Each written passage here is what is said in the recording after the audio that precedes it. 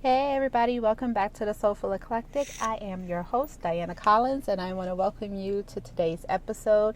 I know last week we talked about menopause and all the crazy things that's happening with our body with menopause and how men do have menopause too or go through menopause.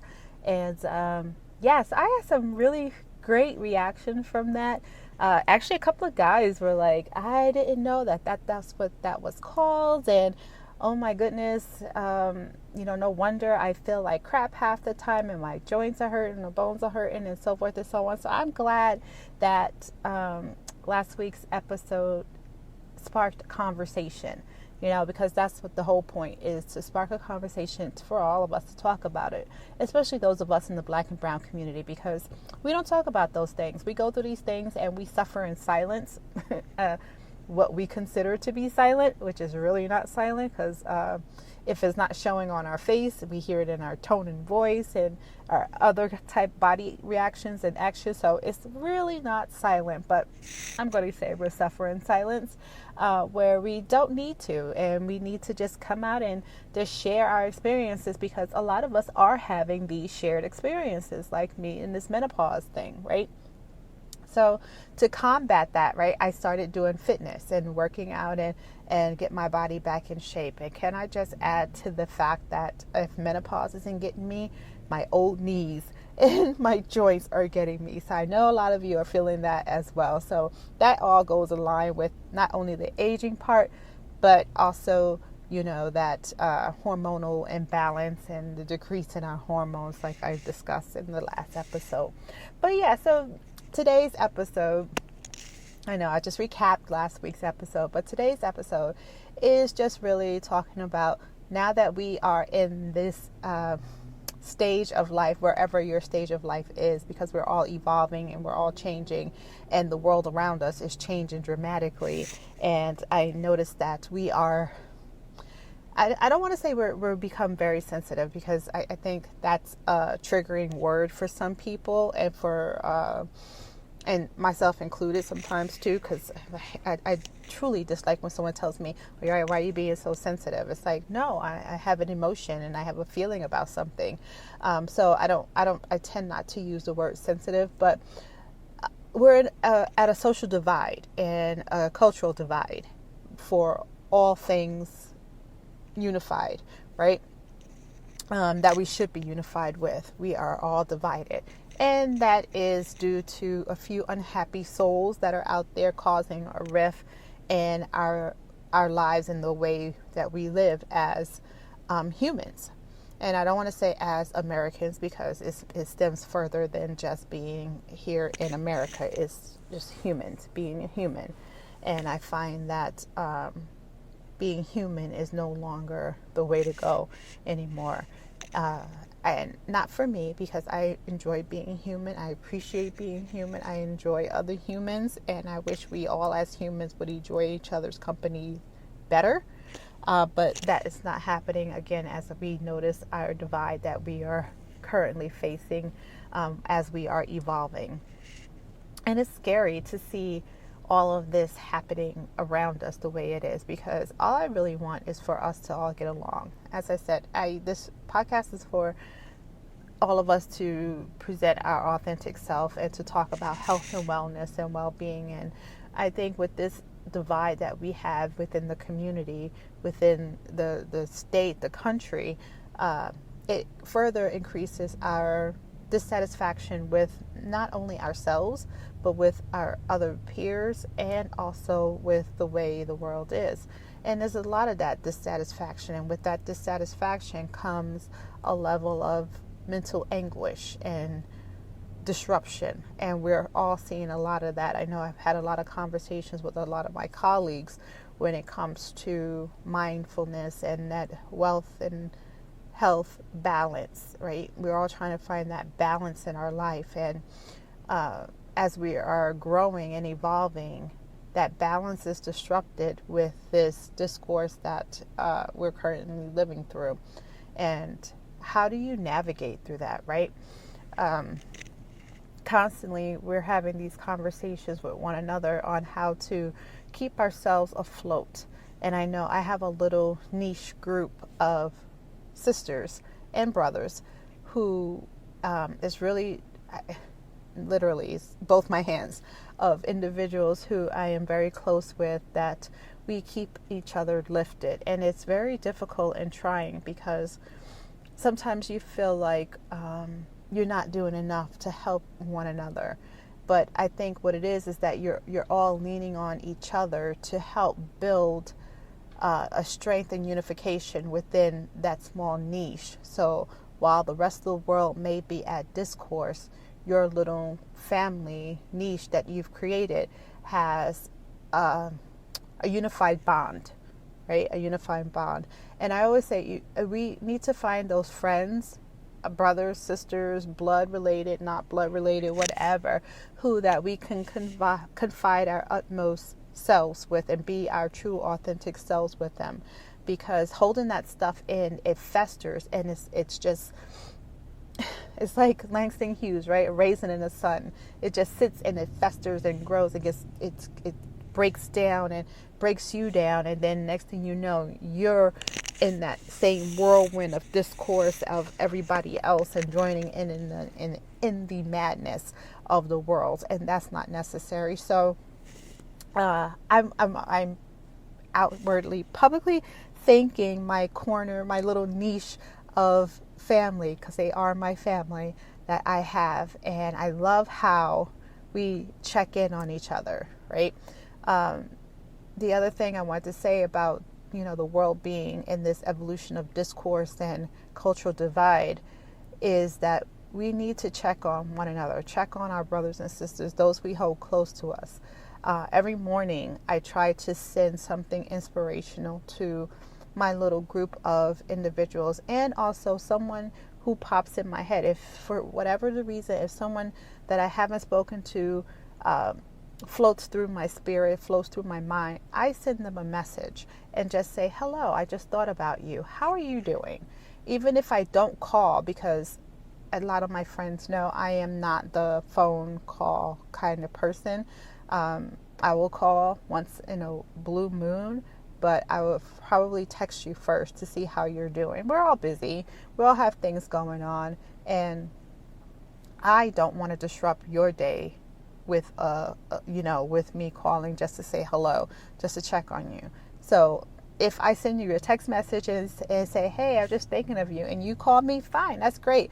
But it just depends. It depends on what my spirit says. Sometimes my spirit says, go ahead and just send them a text message, let them know you're thinking of them.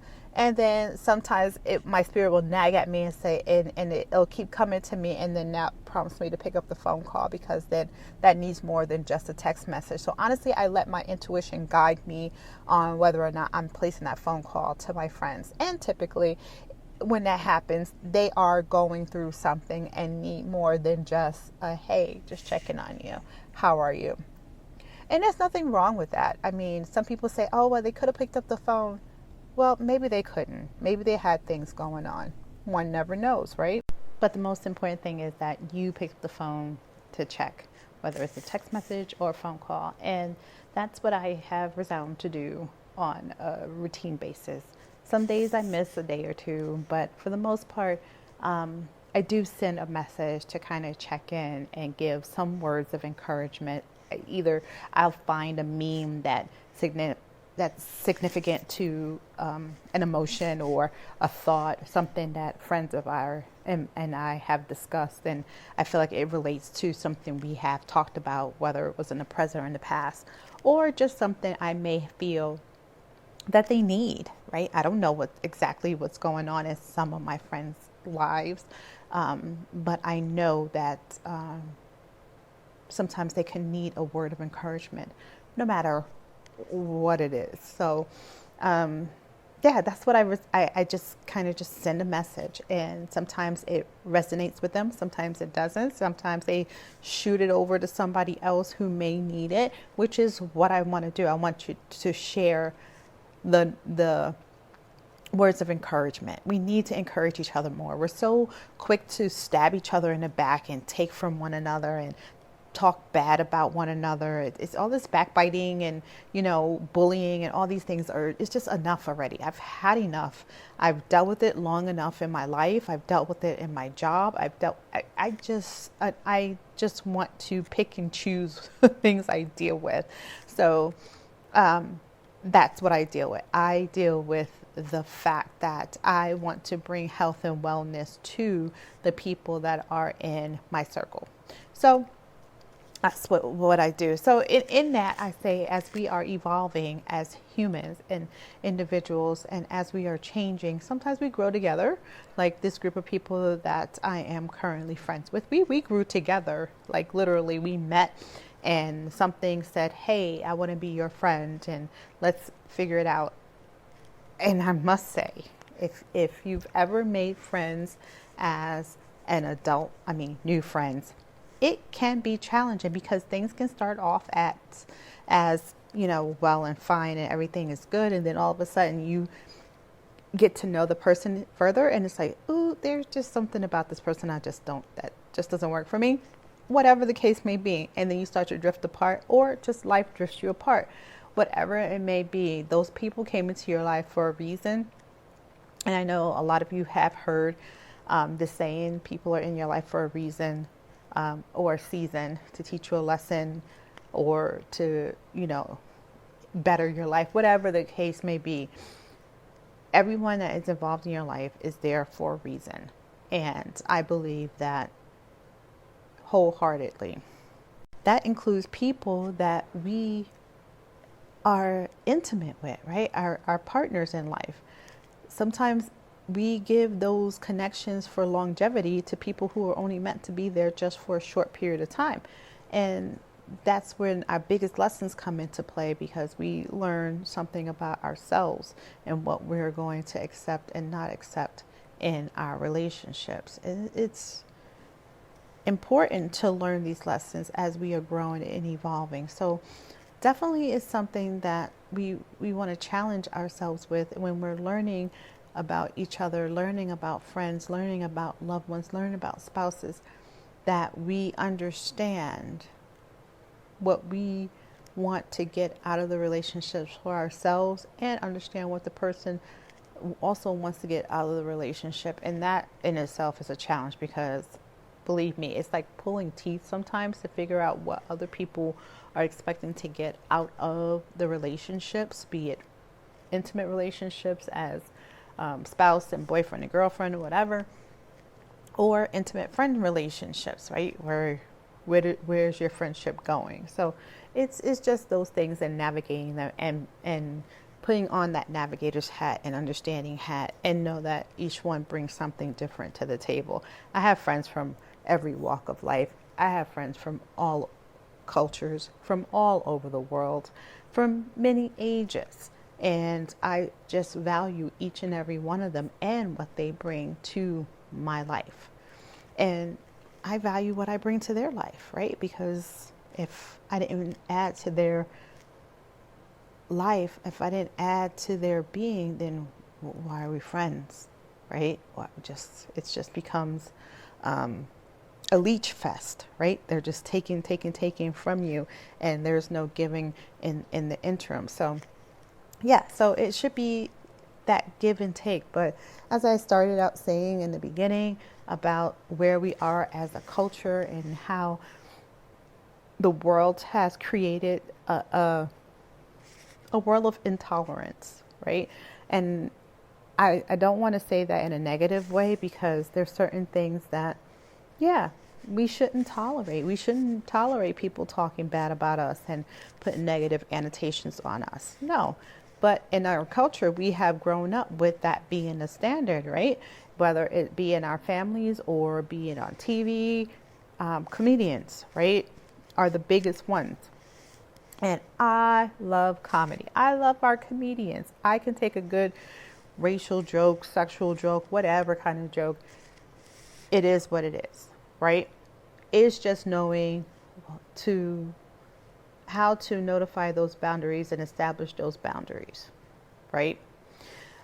Because that's the hard part. Because now what has happened is Now, comedians are in the job, or actors are in the job of painting a picture, telling a story, right? It's an art. And sometimes in art, there's going to be some vulgarity to it. There's going to be some inappropriateness to it. Okay, so there's that. Here's the thing. It's art. It's all in the name of fun, love, laughter, all these things. And we've come to a point in our society where there's a level of intolerance to it now. No one wants to, everyone is, intolerant of the behavior, intolerant of the jokes, right? At the beginning, it was a joke, but then unfortunately we have people in our society that take it way too far. And then now it's leaking in. Oh, this comedian said this. It's funny. See, but it's not funny when it's used to hurt somebody, or you're being rude and disrespectful to somebody. Then it's not funny. Or you're trying to play it off as funny when you know you meant it in a different way. This is why a lot of us who are creatives can't be as free in our creativity as we used to be. Is because you got smart ass people in the world who want to take what is said on the screen and in the comedy clubs to another level and use it to insult someone else, and then say that they're just being sensitive. And it's bullshit, because yes, I call bullshit, because it's not that we are being sensitive, it's because you're using it maliciously as a coward, and then covering up because you heard a comedian say the same thing on stage whenever, in a show, whatever. So you feel like you have good reason to use it because you heard it on TV, and that's wrong. That's when it's wrong. And I think what's happening is that news, media, social media, all these things are now trying to curb creative behavior because of idiots in the world who want to use what we use for our creative muse out to hurt people. And we use it as our creative muse. We use our family, our culture, our stereotypes, that we use all of that as material because it's been used against us. So now we're taking that opportunity to turn it around and make a joke out of it. But it's not meant for someone else to take that and use it and attack somebody else, which is what's been happening. So I feel bad for us as creatives, my fellow friends, and people who are out there who are comedians, that they have to curb how they go about their sets, how we go about writing dialogue, how we go about presenting ourselves on movies and things like that, because of idiots in the world who want to take that information and now go out and hurt somebody in the name of it's being funny. And Kevin Hart said it, so why can't I? Excuse me, Kevin Hart, but it wasn't about you. It's just that thing that I can't stand. And it's happening more and more. And I so dislike the fact that people are saying that we're just being sensitive, and it's not sensitive. Actually, sensitive, as I said in the beginning, is a triggering word to some people, including myself, that when someone says, oh, you're just being sensitive, or you're being hyper vigilant for no reason. No, heifer, I heard how you said what you said, and I heard the tone. And now because you see my reaction towards you and what you said, now you want to say it under the guise of it's a joke. Someone said it on here and someone said bullshit. So that's why I limit my circle. That is why I limit the people that I am close to and I confide in. So because it's just crap like that, that just infuriates me. And that's the other reason why I just love that our creative voice is totally not taken away from us, right? But it's like now we have to have all these warnings and different things before, we say things. And I can see why my generation, Gen X, are saying that this generation, the millennials and all of them are all weak and soft, and they use the other word, right? I'll say wussies, okay? So just because I'm not going to say the other word.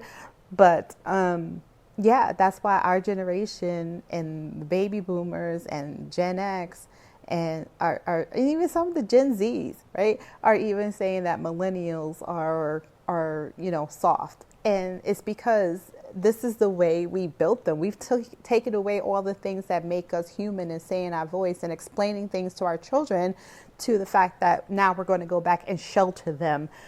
They don't need to learn about LGBTQIA lifestyle. It's going to corrupt them. They don't need to learn about mixed marriages. They don't need to learn about, Black history, because, it's going to taint them against being American. All that is bullshit. Because if you talk to your kids, if you talk to your teenagers and engage in an educational manner, then there is an understanding to all of this, right? We all can grow from it. I mean, as kids, we were taught to, we read books, we understood, and what we didn't understand, we had an adult there that would explain it to us, right? But now everybody just it's crazy. It's crazy. So, yeah, I think this episode is just about me rambling on because I can't be as creative, and I have creatives out there that can't be creative, and we are evolving as a people, but I think we're also devolving. I think I can say that, right?